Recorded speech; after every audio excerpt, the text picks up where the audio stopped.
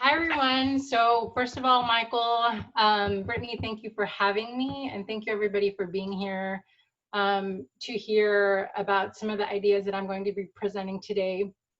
As Michael said, I've written one article on this topic.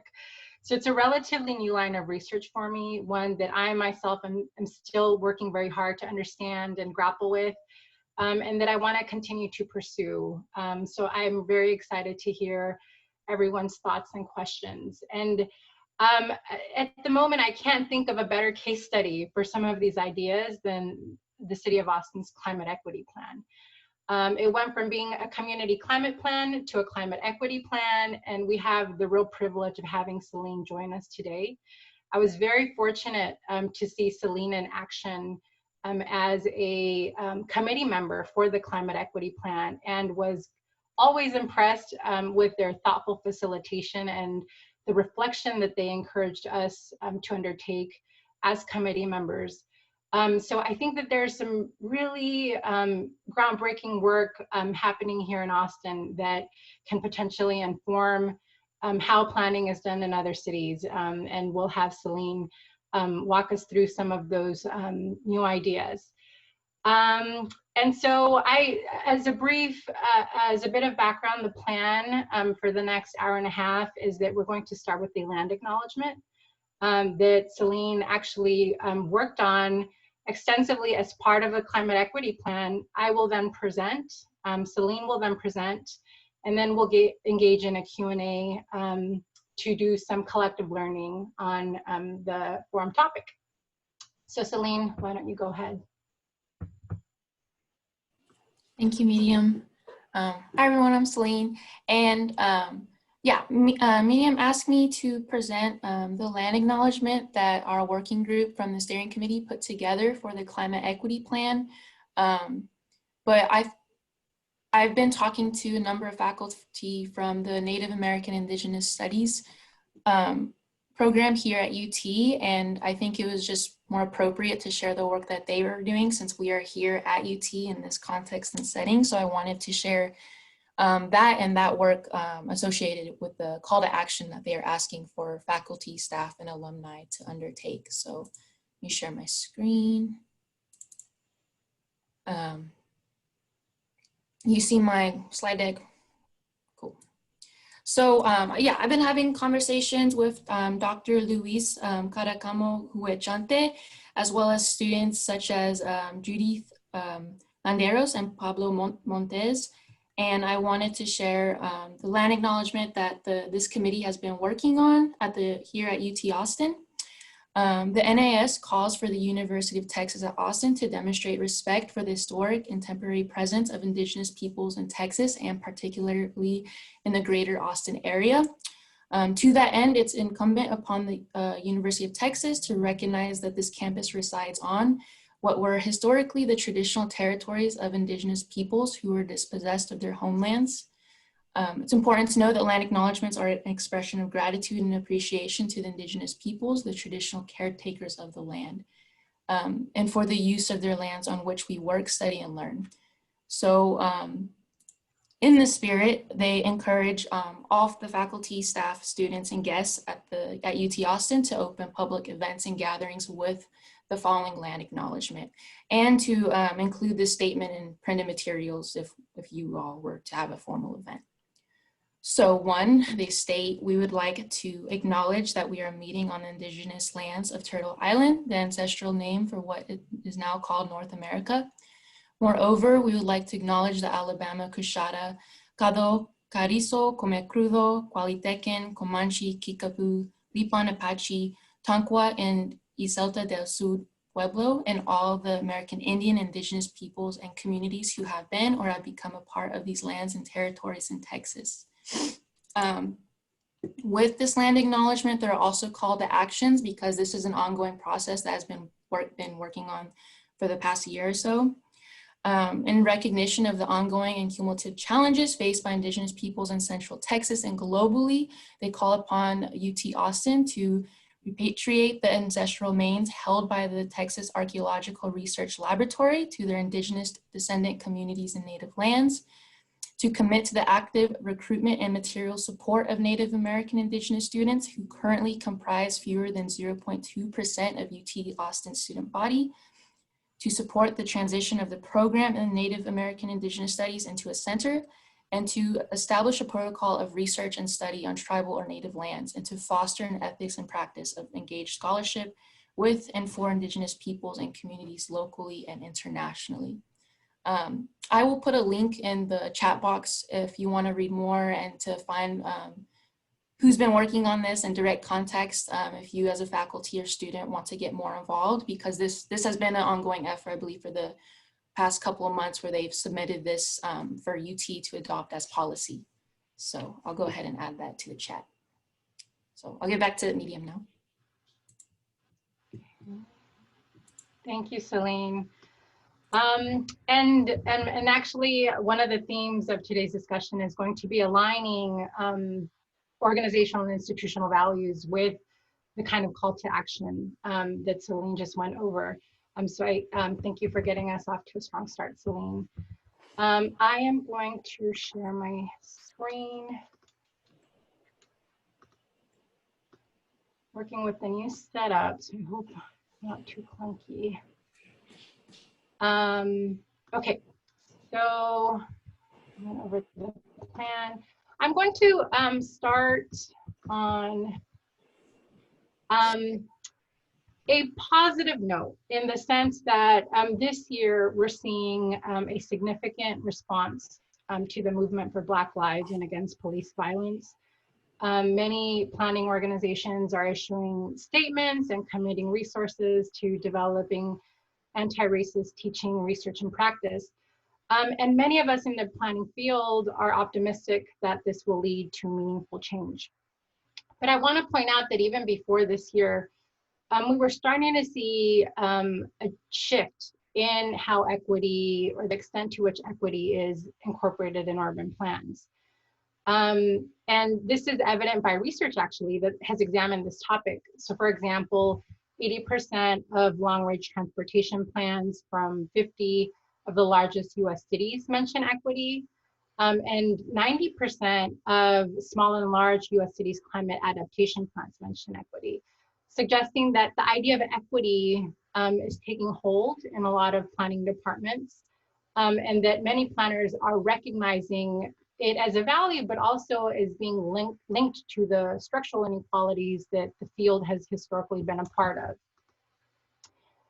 At the same time, what research on equity in planning has also found is that equity does not necessarily invoke racial equity.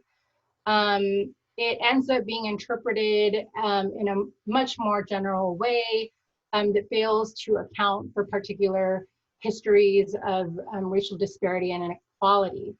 What some of this research has also found is that it's often only briefly mentioned. So equity will be mentioned in the introduction section or in a small section of a larger document or as a small case study. The idea is of equity as a result isn't necessarily fully thought out in an urban plan. This leads to a situation where equity cannot be thoroughly or meaningfully pursued. And research on sustainability has actually discussed this topic quite a bit. Sustainability is known for being 3 E's, or consisting of 3 primary E's: economy, environment, and equity. But research on sustainability has found that equity is oftentimes or usually given less emphasis than economy and environmental conservation priorities. And that the indicators for measures of success are much more focused in those 2 domains rather than in equity. I think it's important, I do want to recognize that racism is a massive problem. So it's huge and it's institutional. And by that, I mean that it shapes the systematic distribution of resources, power, and opportunity in ways that benefit people who are white and disadvantage people of color. And so on their own, urban planners can't solve the problem of racism because racism is deeply historical and it's deeply structural. So as an example of the historical legacies of racism, we see how redlining continues to be linked to environmental hazards and other disparities. Urban plans are also limited in scope and resources. So they might address a particular planning domain like transportation, water, or housing. So even if a water plan would be fully backed with resources and very focused on equity, what happens in that water context is going to also be affected what happens in other planning domains, thereby limiting one single plan's potential to advance racial equity. That said, despite these limitations, in planning literature, we find a lot of great work that emphasizes the agency that planners have in bringing about change in their communities. This literature cites planners as visionaries of their cities that can mobilize resources and advance social justice. It links the normative values that planners can have to what they can do out in the community. What I have found is that a lot of this literature focuses on the planner themselves, the values they hold, the potential that they have in bringing about positive change in their communities. And this literature also focuses on the plans themselves. So how to carry out a particular planning process, what things are central to address in a plan to make it more equitable. And there's very, very little on the planning departments. So a lot of this literature inadvertently assumes that planning departments are equipped to pursue racial equity goals. And for me, this reflection is important because I remember coming out of college and working for city departments and feeling jarring misalignment between what we were saying we were doing out in the community and what I thought the agency that I was working for was capable of doing. I mean, there was very little discussion or recognition of that misalignment. And coming into that work, I was aware of institutional racism, I was aware of individual racism, but there was nothing in the middle that helped me connect those two things. And so when I started my PhD program, I wanted to understand this dilemma more. And so I took a class in political science on institutions and organizations. And I remember having an aha moment that there was a great body of work that provided analytical frameworks to understand planning departments. And it was a very positive experience, but it wasn't until I read Victor Ray's theory of racialized organizations that I felt like it all really came together for me. And I have found this work very exciting, and it's making a lot of waves in the field of sociology and other fields actually. So I'm not the only one who's been trying to wrestle with these questions. So as a bit of background, organizational theory is a vast field, largely located in political science and sociology. And there's a lot of debate about organizational forms and norms. The definition that I use is that organizations are collectives oriented to the pursuit of relatively specific goals and exhibiting relatively highly formalized structures. So when using this debate, we have a lot of organizations in the planning field and related fields. We have firms, we have city departments, transportation departments are one type of organization, water utilities are another type of organization, and community-based organizations are also types of organizations. So one of the reasons that Victor Ray's theory really brings this work together for me is that it draws on critical race theory, which is another really big body of work that investigates white supremacy. So this is a system of power designed to channel material resources to white people. Critical race theory has been around for several decades, and it has since been applied to many fields. It started in the legal field, but a lot of applied fields like education and social welfare have taken it up to understand systemic inequality in their fields.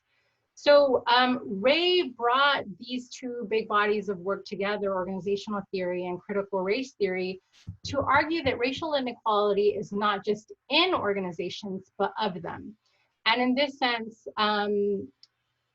what I say racialization and racialized a lot, and so I should probably back up and mention that what I mean by that is that this is the extension of racial meaning to a previously racially unclassified relationship, social practice, or group. And we see Ray's use of that in this particular concept. So I should briefly mention that critical race theory has been in our headlines.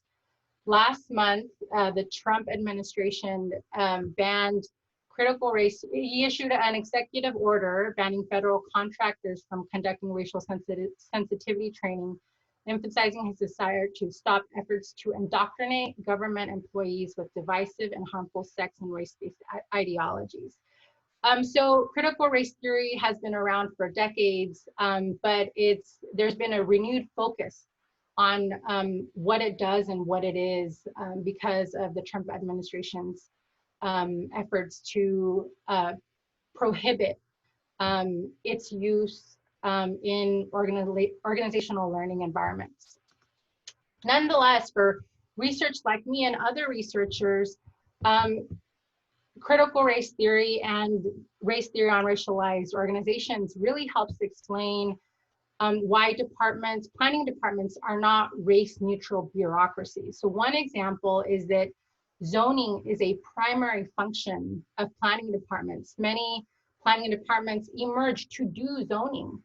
And the first zoning ordinance in the United States restricted laundries and wash houses, which were all operated by the Chinese community to a section situated on Modesto's west or wrong side of the tracks. So Modesto happens to be my hometown, and I can testify to the fact that all these years later, the West Side continues to be where people of color mostly live and where we see higher levels of poverty. So this very early zoning function has been reinforced through planning work across time. And so going into race theory on racialized organization, we have 4 tenets that he identifies and that I find as useful heuristic tools in thinking about how this applies to planning work. So I think about how they apply to planning, but also I think about what the consequences are for a given plan or a planner's action. So what does this mean? What does this problem mean for what actually happens through planning work? One tenet is to enhance or diminish the agency of racial groups. How we see this in planning oftentimes is in race neutral reports and analyses. And consequences of this particular planning practice is the manipulation of planning processes in ways that serve white and affluent residents. A second tenet is the legitimization of the unequal distribution of resources. One way in which we see that happening through planning departments is that they'll fund reputable community development organizations. This results in fewer resources to organizations that are led by and primarily serve people of color. And it's a failure to support innovations innovations created by communities of color. Another tenet is that whiteness is a credential. We see this happening when applicants are filtered based on technical skills. And in our field, this often means GIS and quantitative analysis skills and academic prestige. This results in the devaluing of the experience of living in and working with communities of color, and ultimately can inhibit a planning department's ability to build trust with communities. A fourth tenet is the decoupling of formal rules from organizational practice. And research has found that this can consist of harassing or pigeonholing planners of color, slamming their ability to advance social justice. So what I think this means is for planners is that in order to respond to this inequality that forms part of the organizations that we inherit, when we step into them in our planning roles, is that at least 4 things need to happen. The first is that there needs to be a recognition of departments' racialized rules and norms. And I've explained a little bit about what I think that means and what the literature says that means. There needs to be an assessment of strengths and weaknesses with regard to racial equity. And an emerging body of work that examines diversity, equity, and inclusion initiatives, I think, provides some very important insights and tools on this. This is a literature largely located in public health and education that examines medical institutions and institutions of higher education's ability to build effective DEI efforts. Third important element is organizational learning. This will consist of anti-bias trainings, anti-racism trainings, spaces and time that enable employees and staff to think about how their work is implicated in structural inequality. And oftentimes these trainings also allow for internal interrogations of racism. But finally, none of this really matters if there isn't actual change to existing rules or norms. If we stay at number 3, for example, we'll have more aware people and people who can perhaps act on that awareness to work toward racial inequality, but that won't necessarily mean a whole lot for the actual work and the plans themselves. So we need to be able to see evidence of those changes. And I've been very fortunate to participate in some of those efforts. Of an organizational learning example is my work with EqualRise. It's the local environmental education organization. We are currently, last year we piloted an internship program for local youth. And the youth interned at an architecture firm, and we did a training for the youth on what an architectural working environment is, and what it was to some degree a training on the professional aspects of how to exist in this environment, or what its cultural norms are. But we also held a training for the architects themselves. And we did a training on the idea of community cultural wealth. And that concept, also rooted in critical race theory, discusses how people of color, because of their histories of marginalization, possess unique skills and abilities and knowledge that enable them to hugely contribute in whatever environment they're a part of. So the purpose of the trainings was to emphasize that learning is not it doesn't operate in a unidirectional way, but that it in fact is bidirectional. An example of, I should say, proposed changes to rules and norms is an example of a partnership that my practicum had with Austin Water. This happened last year. We examined a workforce development initiative to think about how the workforce itself could become more inclusive through specific programming that recruited and supported people who are formerly incarcerated. We also engaged their current work or plan to expand smart meters to all of Austin. And how, if we don't think about inequality embedded in that expansion, we'll fail to see that smart meters are actually can be more expensive and lead to higher costs in water bills. So that's an example of how if we don't take the underlying inequalities into account, we can reinforce various forms of inequality. So what does this mean? What are the implications of these potential organizational interventions? I think what this means for planners is that we need to consider our work environments as sites of needed change, and that organizational change needs to happen before and during the pursuit of equity. I also think that we need to build alliances with community partners and colleagues to mobilize resources and generate support. So a planner cannot go at it alone, but in fact, they need to be adept at building the relationships that will enable them to pursue change over the long term. So moving forward for me is that I want to, as part of this work, I want to identify what organizational changes are specific to planning. As I mentioned, we're seeing a lot of great literature in education and public health on what that means for those fields. What does this mean for planning? And I think one of the, a potential example of that is that we need to bring in and further solidify the idea of local knowledge as a critical expertise that needs to exist within a planning department. And so focusing on a planner's ability to generate not just community engagement events or be a part of community engagement events, but be capable of building solid relationships with communities over the long term that enable planning departments to build trusting relationships with community. I want to further explore theories on organizational change and think about which are more relevant to planning departments. There's a lot of theory out there, and a lot of that theory focuses on external forces, and planning departments are uniquely affected by changes in city leadership, by local social movements. And so I think that we need to better understand those things.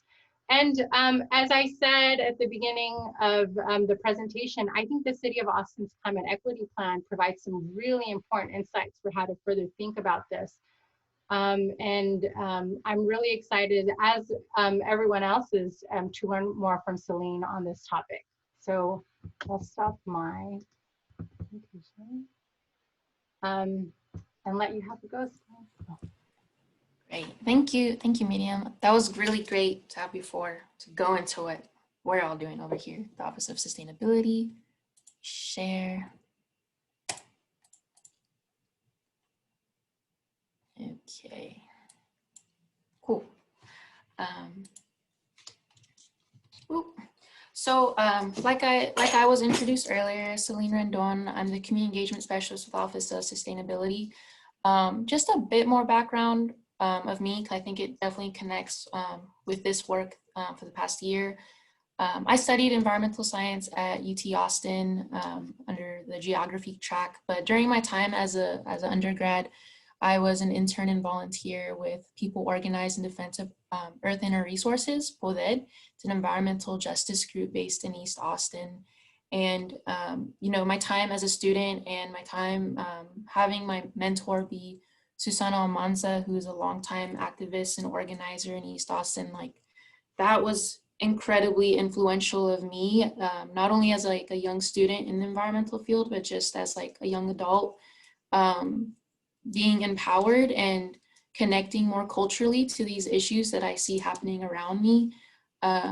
Those 2 to 3 years, I think I was finally putting the blocks together of things that I was really passionate about, but I didn't really make sense of before. And, you know, my frustration being in an environmental field that was really white and often seemed harmful for what we were talking about and what we weren't talking about. So I owe a lot of everything that I do now due to that opportunity and that mentorship from Susana, really valuing intergenerational exchange of knowledge and wisdom, cultural connection, and, you know, those values of community that I want to see in any work that I do, not only just for volunteering or just advocacy, but just like in the work that I want to do in the environmental field. because it's a interesting history that it's often a dark history too, and I think that could be any field in academia for us to recognize. So here's my outline that I have here. I know I have like about 20 minutes. I don't want it to be too formal because I know a lot of us see webinars and Zooms, and it's a lot, and I'd be happy to ask any follow-up questions during or after this presentation today. Here, let me get this word. Cool. So the climate equity plan that we have out right now is in draft mode right now. We are revising and editing it this week and next week. We're hoping to submit it to council November 12th. But this is a revision process. Back in 2014, City Council set the goal of net zero by 2050, which then our office, the Office of Sustainability at that time, created this original climate plan. And it was an interesting effort. It was really qualitative and focused on city assets and action. But written into this adoption was to revise the plan every 5 years. And so that's why, you know, it's 2019, it's time for the revision process to do an update to the plan. You know, during 2015, we didn't have an equity office in the city of Austin at that time. There weren't conversations happening around race and planning in Austin. And so you'll kind of, like, if you were to read this plan, like, there's no community involvement that you'd see at a grassroots level. There's no discussions around race. There's no discussions around the impact of on health or affordability or displacement. So that was back in 2015. And obviously the city of Austin has come a long way with the development of an equity office that has done a lot of work to operationalize racial equity across city departments and offices, meaning really interrogating how the city has collected demographic data or hasn't collected demographic data, how we do our programs and planning, and how that's often inequitable and obviously going to produce inequitable outcomes without a racial equity lens. So just for a brief overview of the climate equity plan, when I joined in as a community engagement specialist, it was kind of all new to me. I was kind of like thrown in to start recruiting people. I had a brief understanding that we were really trying to center racial equity in this process, but we had to have discussions not only internally as staff, but with the community members that serve on the Joint Sustainability Committee. And that was developed back in 2014 to oversee the first climate equity plan. And so the first climate plan, not the climate plan. But really learning from the community members on the Joint Sustainability Committee, like, if we're going to do an update to the plan, you know, we need to do it different. We need to center racial equity. And we don't know what that looks like entirely internally as a city process, but we need to use this opportunity. That means we want to change up the engagement. That means we want to try new models of engagement, recruiting folks that have been involved in environmental justice history around the organizing and advocacy, and bring those people to this table to get to planning and being a part of this process. So we had about 24 city staff working on this across the city, 120 plus community members. That means like advocates, activists, neighborhood groups, NGOs, governments, businesses. We developed a community climate ambassador program, which I'll talk about later. We also held climate equity trainings, public workshops, and then we had the structure of a steering committee and different advisory groups part of this process. And I just want to show our steering committee members, because this was kind of the overseeing group of the climate equity plan to give us guidance and feedback on the entire process. They were meeting every other week, and they're still meeting every other week now to kind of give us guidance on like what's next after we put the draft out in terms of talking about implementation and accountability for what we want to see happen with the climate equity plan. So I just want to give a shout out to these people, because we've had a lot of great conversations, and actually folks that have wanted to have these long conversations during the steering committee meetings to kind of unpack the tension points in terms of discussions around racial equity and like when barriers pop up that can undermine any effort of trying to advance those goals, which you'll understand more as I talk through the process.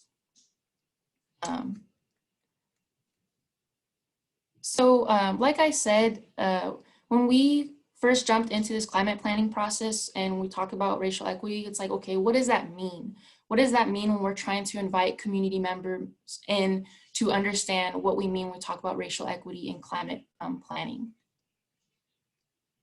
And so we had to make it clear if we're going to center racial equity, we have to start these conversations with community members to understand what that means and the root causes of major inequities here in Austin, understanding that we have a legacy of racial planning from the 1928 master plan, which has now led to the mass gentrification and decreasing population of the Black population here in Austin and other communities of color.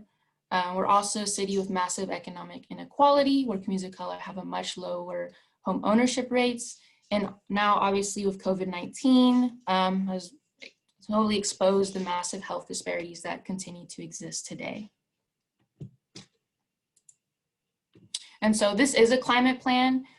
This plan is aiming to reduce carbon emissions from pollution. And so that's kind of what this plan focuses on, of how we reduce emissions. And I know y'all are kind of aware of the situation we're in with our changing climate.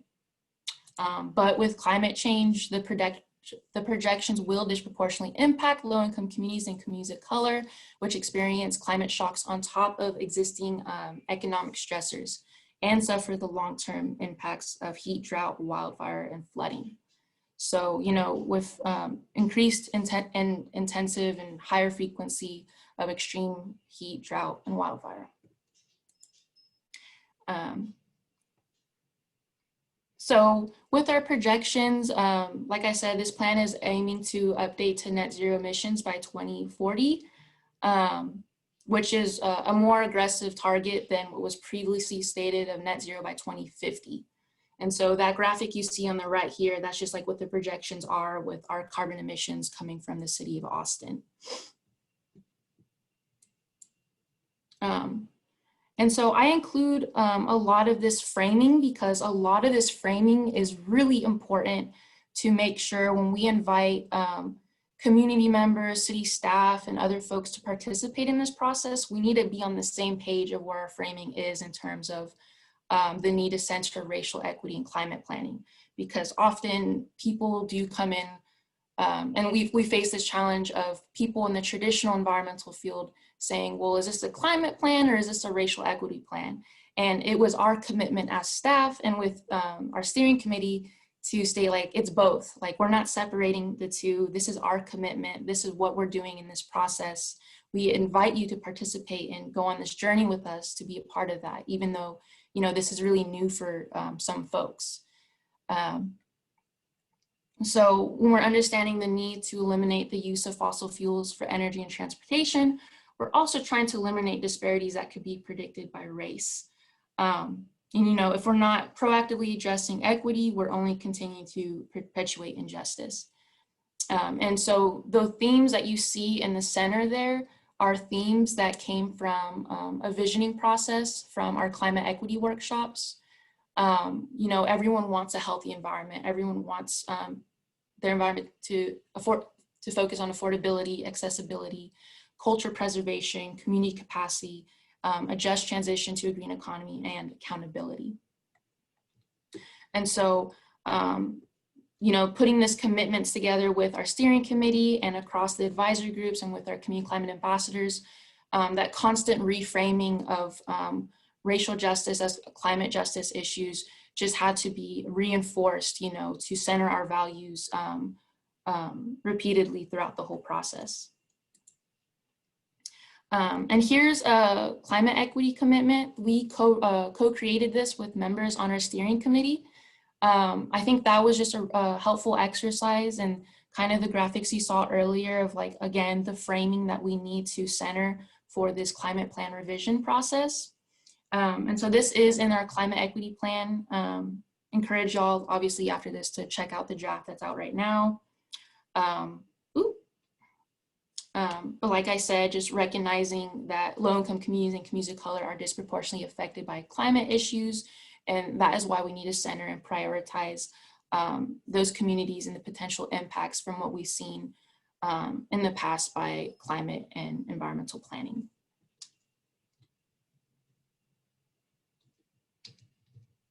Okay. I mentioned before that we had a climate equity workshop. We did not plan to do full day climate equity workshops in our planning effort. We were initially had the idea of like, okay, let's do a 2-hour PowerPoint presentation to kind of give folks an idea of where the intersection of race and climate change come together. But the more I kind of saw the content we were putting together, the more conversations we had as staff, it was just like, no, we need to have a full day workshop and we need to invite a community member to facilitate that, to tell the story here in Austin. And so it worked out that Tane Ward, he's an organizer here in Austin. He's done a lot of great work to help support the Equity Office and their trainings by the Institute of Institute of Survival and Beyond. They facilitate undoing racism trainings. And so Tane had that background of kind of organizing and pushing that for city staff to be required to take those trainings. And he's also had a lot of experience working with Sierra Club and doing like national trainings around climate equity workshops. And so it was really great because I knew Tane when I was a student working with Susanna. And it was really great to just bring Tane into this and like, we want you to tell this story.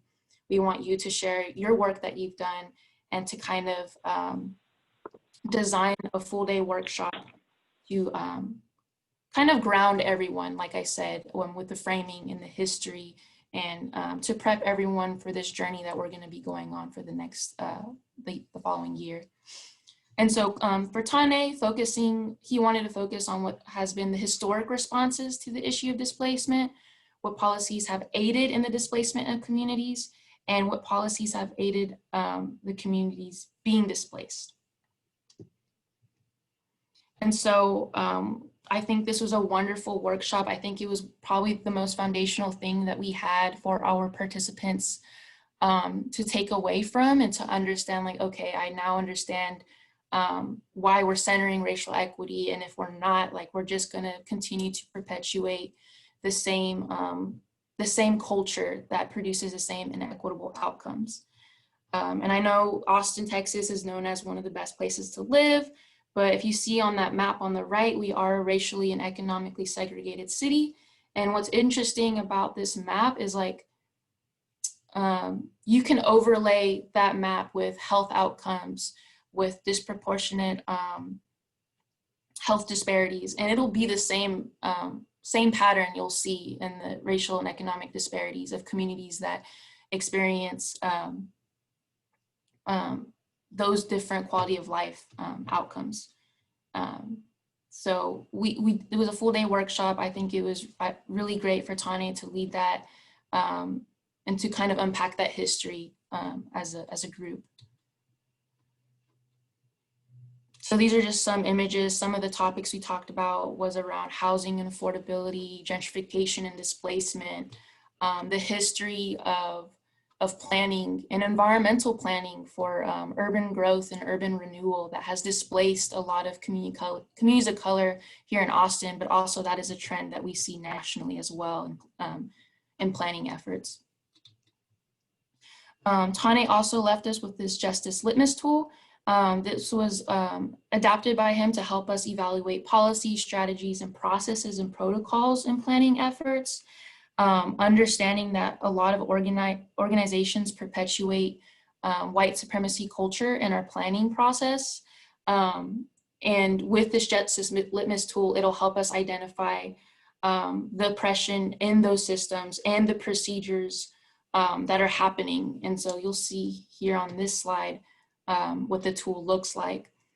And I think this was super foundational as well because white supremacy culture shows up in all of our work, in academia, in nonprofit spaces, in city planning spaces, and any organizational culture, it can show up. Is there a sense of urgency in our work? Are we using either or thinking in our decision making, where we have to do it this way or another way? But why not instead take the approach of yes and, understanding these are very complicated issues that we're talking about. Is our work displaying signs of paternalism? Is there fear of open conflict in our work? Is the right to comfort being prioritized? And so I'm not going to read all of them, but when he presented this tool, it kind of opened up everyone's eyes to be like, oh, well, that shows up all the time in how I do my work. That shows up all the time in how I have these hard conversations with my family members around housing or gentrification or like climate issues. And so this, I think, helped us identify tension points for the rest of the planning process in our advisory groups and in our steering committee.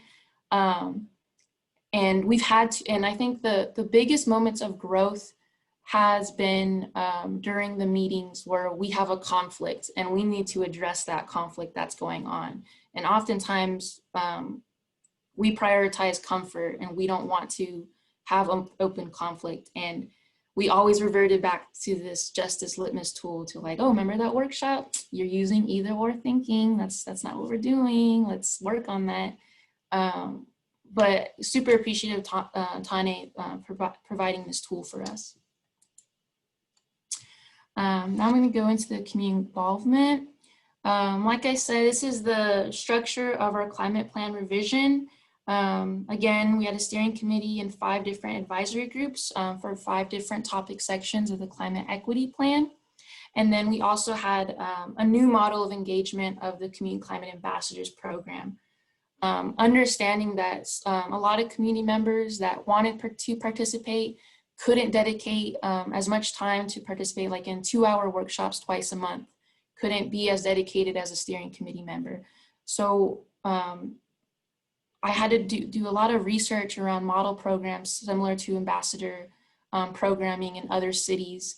And Fort Collins, I think, had the most similar program that I kind of adapted a lot of our resources for our own ambassador planning effort. And we had a lot of guidance from the steering committee, as well as like what are the tasks that we want the community climate ambassadors to do.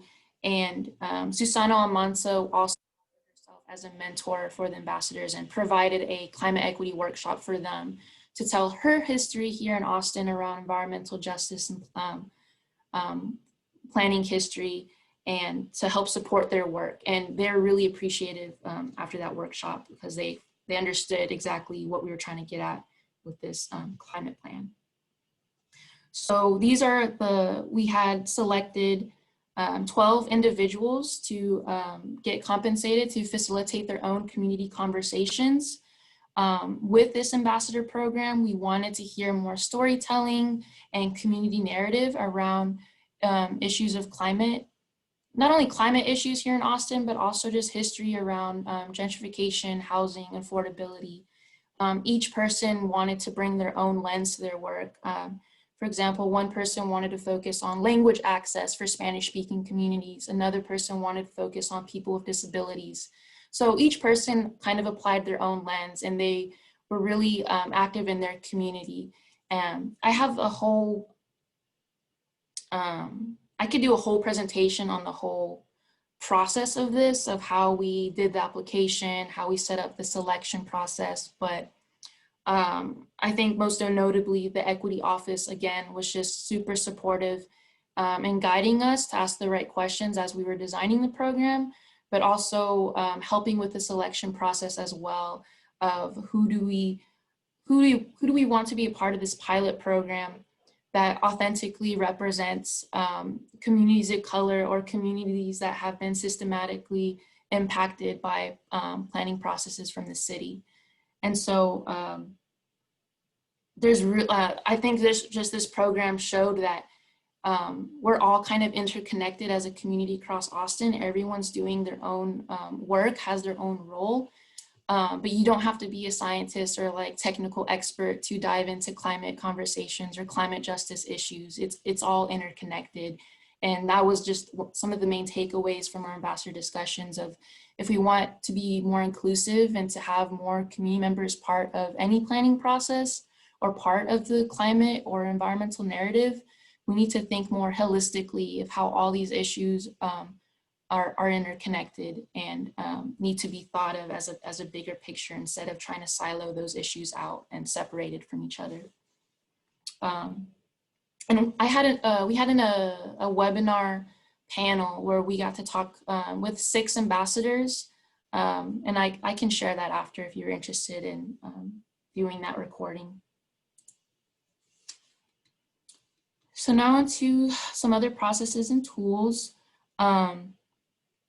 The steering committee helped us co-create an equity tool to evaluate goals and strategies from the advisory groups. And so this was a whole exercise where we had to spend a number of weeks working with the community members on the steering committee to identify major values and how we wanted to evaluate equity across the goals and strategies that were being proposed and developed by advisory groups. And those 7 themes that I mentioned earlier around health, affordability, and so on, those were themes that I mentioned that came from our visioning exercise from the climate equity workshops. And so with this equity tool, it was kind of set up as like a screening, like they're set up as screening questions. So you have one theme like health, improving mental and physical health, and then there's a set of 3 to 4 questions. And I'll show in a second, but basically to identify how our strategies must prioritize low-income communities and communities of color in the following ways based on these 7 themes. And this was the equity process outlined for our advisory groups. This was adapted from the Government Alliance on Race and Equity, their racial equity toolkit, which is what the equity office here in Austin uses for their assessment tool across the city of Austin.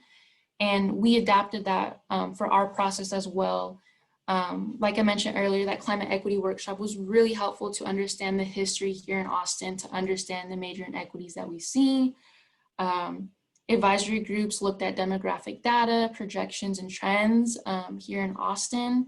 They developed goals to ensure they included both a climate and equity component, and to develop strategies with equity and historical context in mind.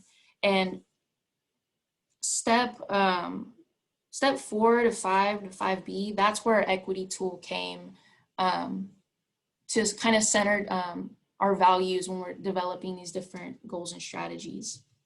So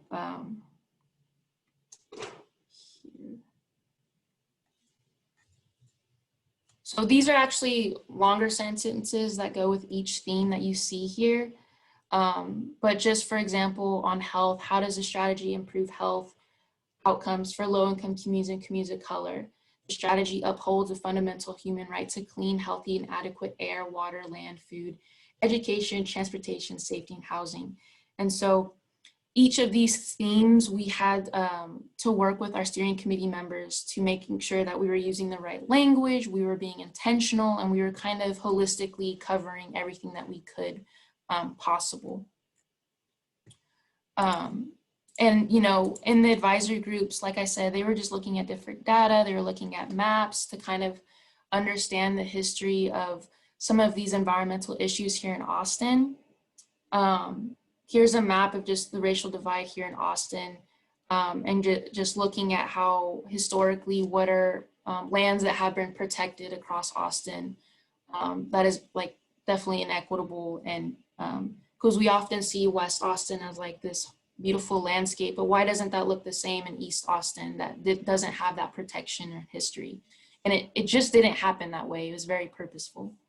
So just centering these conversations over and over through the advisory group process. I just wanted to include some images. Here's the Edwards Plateau streams that you'll see in West Austin. And then considering the headwater creeks in Austin's eastern edge, and just how different, you know, those environmental impacts are with environmental degradation that the city has been involved with historically.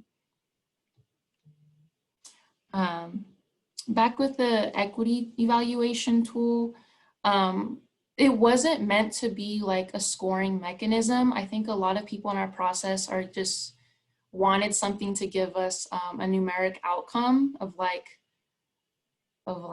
totally advances equity or doesn't, and that really wasn't the purpose of the tool. The tool was meant to be subjective, and it was mainly used to start our discussions and to consider potential impacts, whether it's a benefit or harm to low-income communities of color, but also for us as staff to reinforce that there's no way that any one group can determine the potential harm of a community, but these are things that we still need to consider in order to ask better questions.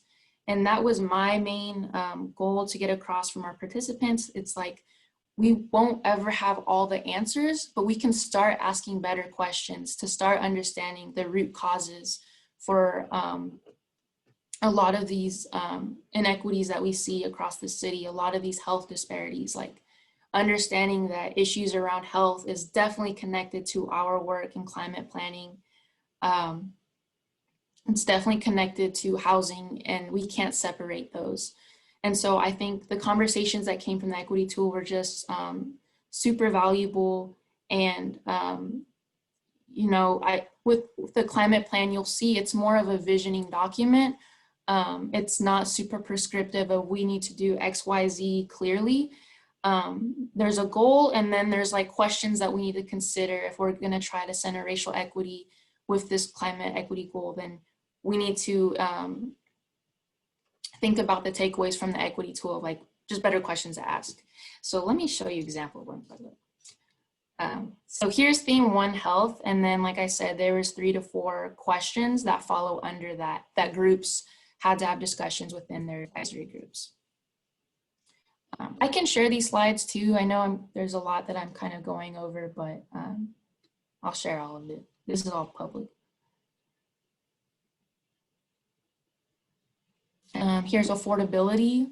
The strategy lowers and stabilizes costs related to basic living needs for low-income communities and communities of color. And then the following questions that would fall under that. The scoring, like I said, this is just a subjective tool. It's not meant to like check off the box and it's over with.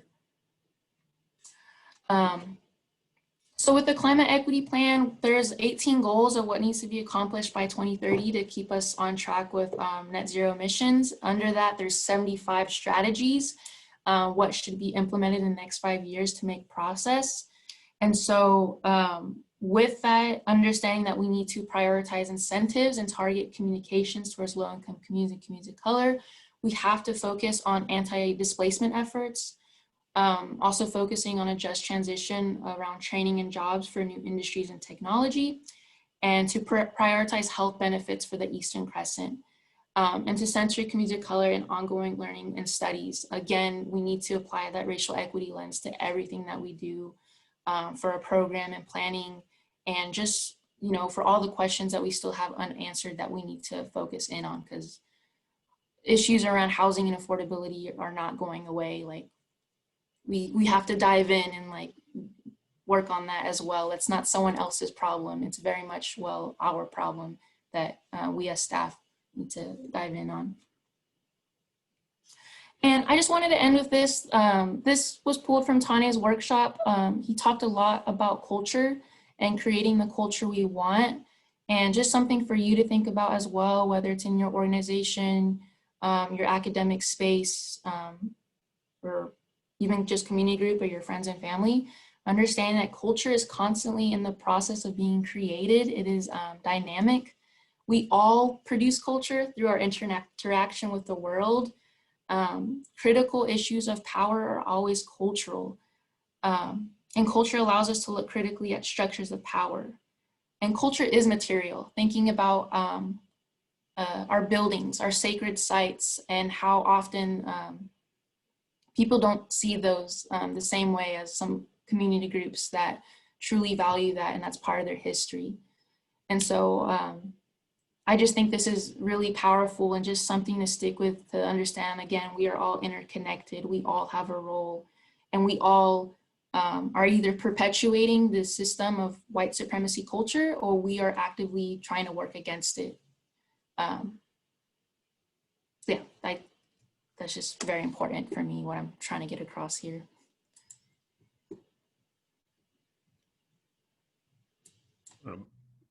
Miriam, would you like to make some comments, or? No, as I mentioned, I think that Celine's presentation illustrates what's different for the climate plan moving forward. And I have a couple of, well, I'll say a couple of things. The equity is clearly baked into the plan, right? We can see how central it is to the overall plan.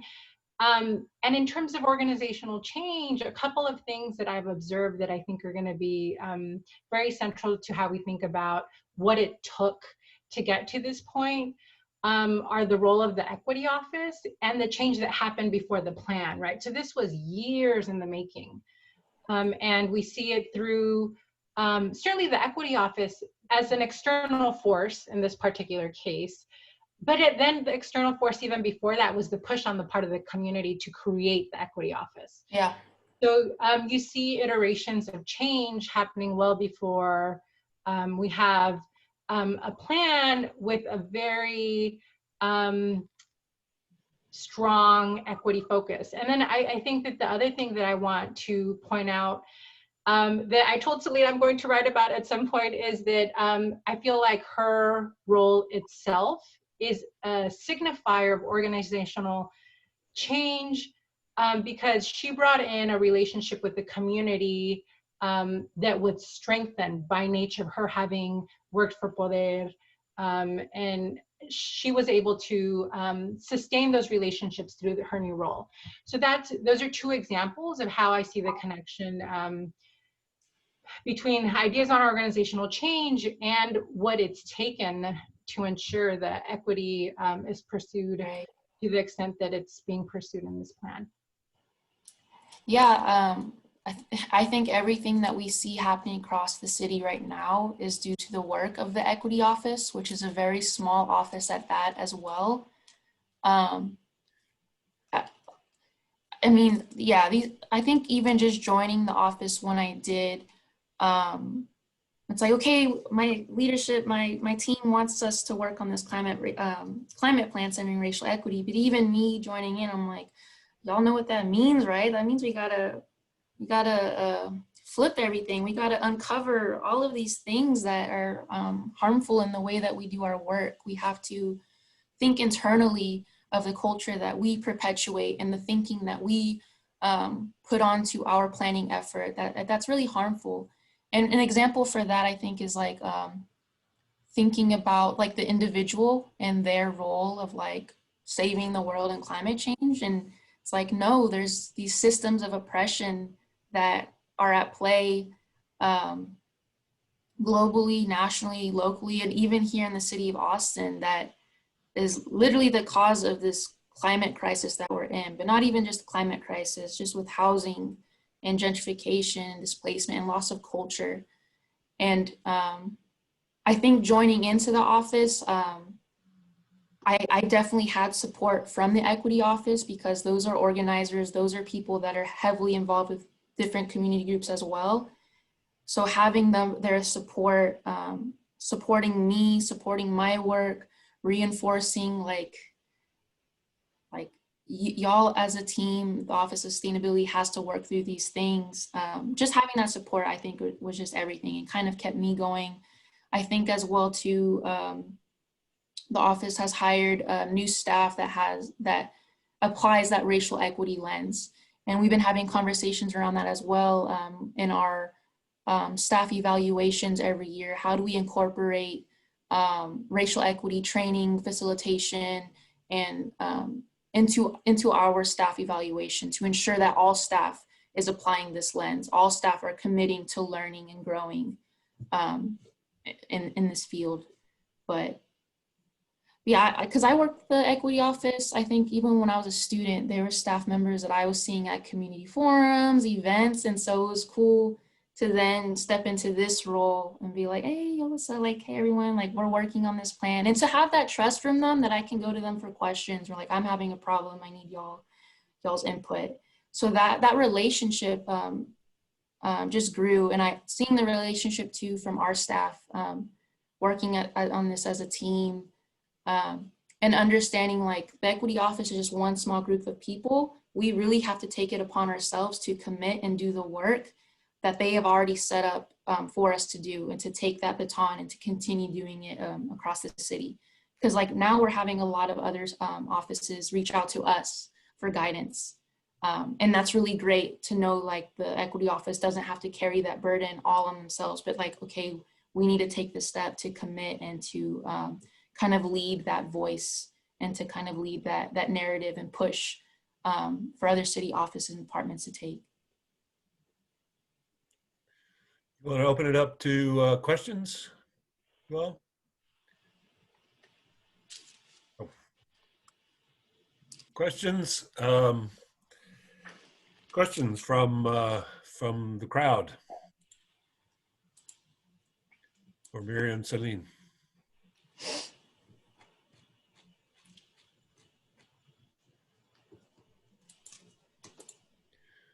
Brittany, could you see if there's a question or hand raised in the text?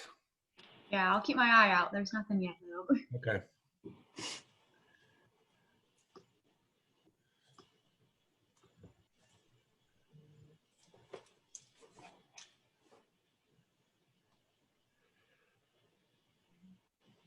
Okay, Catherine Perez, do you want to Hi. make your comment? Yeah. Yeah.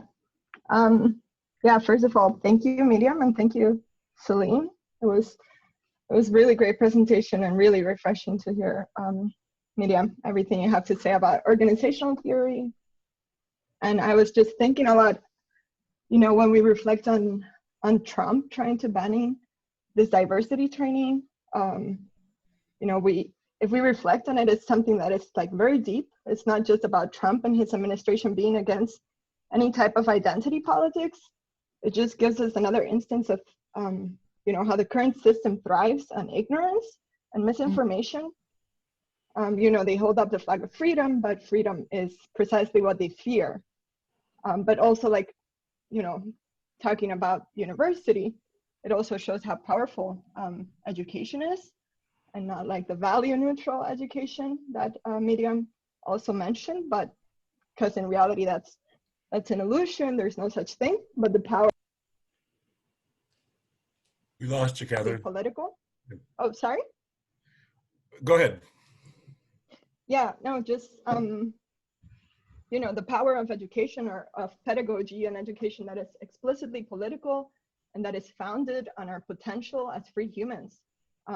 And because of its history, the planning discipline does not go well with like touchy-feely arguments or considerations, or that's what I've seen so far. Even when its mistakes and failures are sources of like very real pain for people.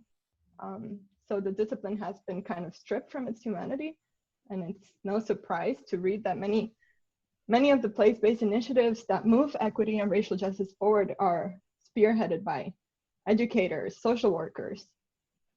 So I appreciated when you talked about the GIS, because we can't focus on GIS as the compulsory skill without questioning like the implications of the products that these type of softwares produce, and how does this mimic the same patterns that we already saw throughout history. You know, there's a book called Seductions of Quantification. I think that applies super well to our discipline. So anyway, yeah, just like thinking about how ideas of freedom and liberty come into play implicitly and explicitly in our field would be great. And through our plans, and thinking about like the Black Lives Matter movement, you know, their whole reaction to monuments, for example, in space. So within the planning discipline, like what are those monuments like that we have to bring down, you know, conceptual monuments that we have to bring down in order to start healing and reimagining planning. That was my long comment. Okay. Response? Catherine, you said a lot of very meaningful things. One thing that I do want to piggyback on is what you said about history. So that, you know, I don't have a long track record using critical race theory or engaging it. I certainly was introduced to it at a young age. But I feel like I'm relatively new to that field. Certainly that's reflected in my short academic career. What I think I can say, though, is that I don't think critical race theorists were at all surprised by the executive order, and that it does reflect history, and that the work as a whole, while used by a lot of people, there are also a lot of instances where these scholars have been marginalized within institutions of higher education, right? So the experience of being marginalized from within large institutions is very long-standing. And so the pushback and resistance is not new in that respect. And I agree with you in your reflections on how this affects who gets to do what work, and what conversations are being had in which spaces, and why they're missing. Thank you. Yeah. Well, thank you. And I just want to say too, like, this uncovers like so much dark history and dark feelings, and it really is a healing process, I think. And I think this, I mean, just for me individually, and I think for a lot of community members participating, hearing people trying to challenge, like, is this a climate plan or is this like a racial equity plan? Like, why do we have to do that? Like, that hurts. Like, that, I think that narrative at the beginning, because I want to reinforce, like, this plan was not perfect. Like, that's what I'm saying. It had to come with those tension points. It had to come with conflict. But I think overall, just the growth from these conversations and from people I honestly did not expect it from in traditional environmentalism. I think it's just really heavy on the heart, because I mean, even all these issues with COVID and the Black Lives Matter protesting, you know, I'm just grateful for the community members that did participate and shared their story, telling their story from the heart and sharing that with everyone in the plan. Like, that is so much. And for them to continue fighting for what's right. And these are elders that have been in the game since the environmental justice movement. Like, these are elders that have redefined climate issues. These are elders that have redefined environmental issues. I think that that is what continues to empower me. It's like, this is an ongoing process. It's never over. But at the same time, I'm really looking at people to really commit and to kind of understand where their power lies and where their power oppresses other people, whether it's in the workplace or whether it's with people, young people in our education system. Just to understand it's just a healing journey, and it's really hard conversation for many people, and it's different than it is for white people in this space to learn about this history, when this is traumatic history from communities of color that we are now talking about and elevating. I just think that's important. Other questions or comments? We have a question in the chat from Bob Patterson, who it's a two-part question. The first asks, what's the plan for making sure that climate adaptation and mitigation does not reinforce those past patterns when you move from plan to plan implementation? And then the second part is, do you envision an equity tracking system for specific actions and expenditures to make sure that the city's actions are fairly distributed? I know I mentioned that this was like a revision process, but I think this year has been it's a totally different plan. I think we had to establish and create a whole new framework for this climate planning effort that we brought on other city staff. And there's a lot of conversations just happening internally of like around organizing across different city staff of how we do our work, and understanding that we're not trying to do the same messed up things I've done before of like plan after plan, engagement after engagement, but rather how do we come together with these critical issues and address them together. And so those conversations are happening right now. Like I said, our steering committee meetings are still ongoing, where we're talking about the implementation process as well, around accountability. How do we create, create a mechanism in this that moves away from just community engagement to like community decision making. And so I don't know if y'all are familiar with that spectrum of community engagement, but that's just something that we're having conversations about right now of community members on the steering committee. On top of thinking about how do we move forward with everything like this in a pandemic. So these are all things that we're talking about right now in our steering committee meeting. We're talking about what does accountability look like? How do we ensure that community members do have power and decision making that is supported by us? And because we've had a lot of challenges this year around power dynamics for this community process. So that's ongoing. We've been talking about that all year and still doing that. City actions. And like I said, this isn't over. This engagement process is not over. It is a commitment. It's my commitment as well, and with our staff, and like we're continuing to still plan how we're doing our outreach, how we're reaching out to other community groups that weren't able to participate in this process, but inviting them back in, or going, listening to their priorities and concerns. So it's all an ongoing process. It's not like, oh, this is done now, draft is over. It really is a long-term commitment that we're now understanding that around these housing issues and transportation issues that we need to work with other offices now with the framework that we established with the climate equity plan.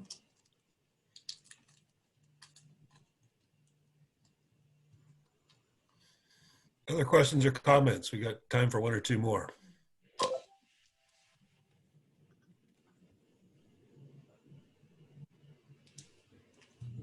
Okay, I think we have another from the chat for Celine. So Nicole says, I know your work has been really thoughtful in naming and compensating the labor that community engagement asked of folks like your community ambassadors. What advice do you have on that?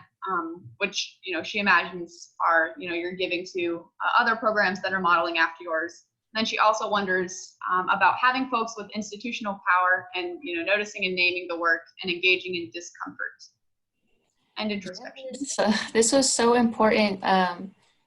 So that's what we wanted to base the ambassador program on, is like compensating and paying folks for doing engagement work and for us to learn from that engagement work. But also not even just compensation, but thinking about how do we have a mutual exchange of wisdom and knowledge with community members, while we're learning a lot from them and engagement in this new model, but also what can we provide in like professional development experience, networking, and learning about these critical issues. And like it was all.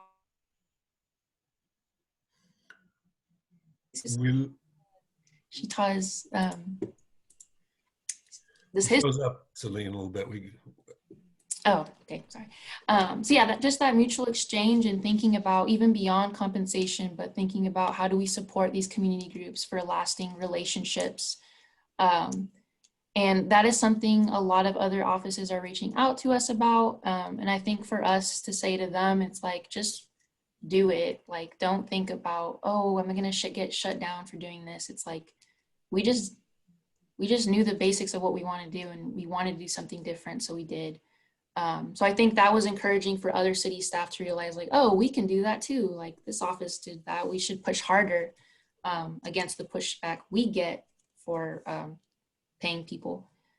And I know too, in academia, we've been having a lot of conversations internally around workforce development, but just thinking beyond that of like internships, jobs for young people. How do we make sure like they're getting paid a good amount for the service that they're doing, and getting that professional development, and how does that connect as well to like academia and stuff. Definitely, I think that was an issue too when I was a student. There was a lot that I was doing in terms of organizing around environmental curriculum that we were trying to work at changing at UT, but we weren't getting compensated for that time. And that was something that I thought a lot of faculty should have been involved with, but I think it was on the students that we ended up doing that. So yeah, I don't, for that, I would just always challenge, like we often get pushback on things that we're trying to do, but it's like, we can push back as well. And I think people forget that, that the power we have in our respective places and roles, but with that comes like, we need to have relationships with one another to support that work. When we do have that pushback, that we can then push back too, and like fight for better compensation and funding. Okay, maybe one more question.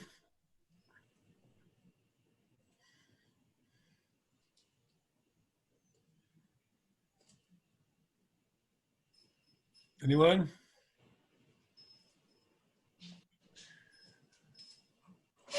Okay, well, we're running up against the end, but I really want to thank both of you for really a terrific presentation and discussion. So thanks so much. And I think it would be great if you could share your slides. I think a lot of us would be interested. Thank you so much. Yes, I have a bunch of links that I can share with y'all, so good to go. Okay, you can email those to Brittany or myself, and we can get them distributed. Thank you. Yeah, okay. I put my email in the chat a little while ago, but I can also give it to you again if you'd like. Yes, I got it. Thank you. Yeah, thanks everyone. And again, Celine, thank you for joining us at the School of Architecture. Okay, thanks a lot. Bye. Bye everyone.